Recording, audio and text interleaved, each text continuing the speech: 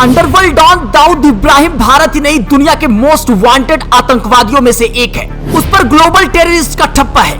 Interpole की red list में उसका नाम है। सिर पर 25 मिलियन अमेरिकी डॉलर का इनाम है।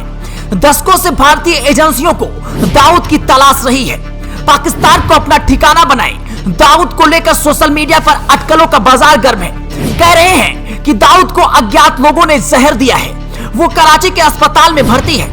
इसकी पुष्टि नहीं हो सकी है। दशकों से भारत में मोस्ट वांटेड रहे दाऊद को पकड़ने की तमाम कोशिशें नाकाम रही और उसे ठिकाने लगाने के एक प्लान में तो खुद अजीत डोभाल शामिल थे। अब राष्ट्रीय सुरक्षा सलाहकार हैं। डोभाल ने 2005 में दाऊद को तभी निपटाने का प्लान बनाया था जब वो दुबई में था। पूर्व गृह सचिव और बीजेपी नेता आर.के. सिंह ने 2015 में उस प्लान की जानकारी सार्वजनिक की थी। डोभाल उस समय इंटेलिजेंस ब्यूरो यानी आईबी से रिटायर हो चुके थे। बात 2005 की है। जनवरी में अजीत डोभाल आईबी से रिटायर हो चुके थे। कुछ दिन बाद खबर आई कि दाऊद इब्राहिम की बेटी मारूक का निकाह पाकिस्तानी क्रिकेटर जावेद मियादत के बेटे जुनैद से होने वाला है। निकाह 9 जुलाई को मक्का में होने वाला था। वलीमा 23 जुलाई को दुबई के ग्रैंड हयात में होने वाला था। भारतीय एजेंसियों ने सही मौका समझकर दाऊद को निपटाने की सोची। बहुत कम ही ऐसा होता था जब दाऊद के मूवमेंट की जानकारी मिलती हो। प्लान फेल होता तो बड़ी फजीहत होती। सरकार अपने ऊपर कोई तोहमत नहीं आने देना चाहती थी, इसलिए कमांडो भेजने की बजाय छोटा राजन गैंग की मदद लेने का फैसला हुआ।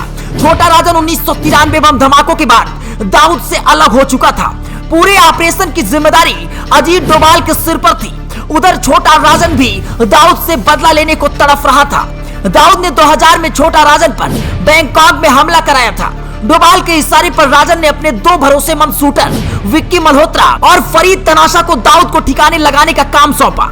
सिंह के मुताबिक इनकी ट्रेनिंग भारत में एक सीक्रेट लोकेशन पर हुई। दोनों को दुबई पहुंचने के लिए जाली ट्रैवल डॉक्यूमेंट और टिकट्स दिए गए। अब तक सब कुछ ठीक चल रहा था, मगर आईबी को मुंबई पुलिस की गतिविधियों का पता नहीं चला।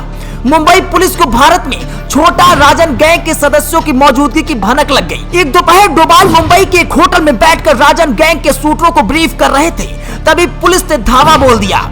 डोभाल को बहुत गुस्सा आया। उन्होंने पुलिस को बताने की कोशिश की कि वे कौन हैं, लेकिन मुंबई पुलिस तनाशा और मल्होत्रा को अरेस्ट करके ले गई। डोभाल को मजबूरी में एक कदम खींचना पड़ा। होटल में रेड करने वाली टीम में शामिल रही पूर्व आईपीएस अधिकारी मीरा मोरवांकर ने बाद में कहा कि उन्हें डोभाल के प्लान का जरा भी खबर नहीं था। इंडिया टुडे से बातचीत में मीरा ने उसे 2 एजेंसियों के बीच तालमेल की कमी बताया। मीरा के मुताबिक पुलिस को भी नहीं पता था कि डोभाल रिटायरमेंट के बाद भी एजेंसी के लिए काम कर रहे हैं।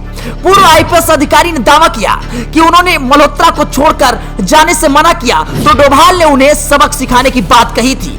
मीरा ने अपनी खिताब मैडम कमिश्नर में भी इस वाक्य का जिक्र किया है।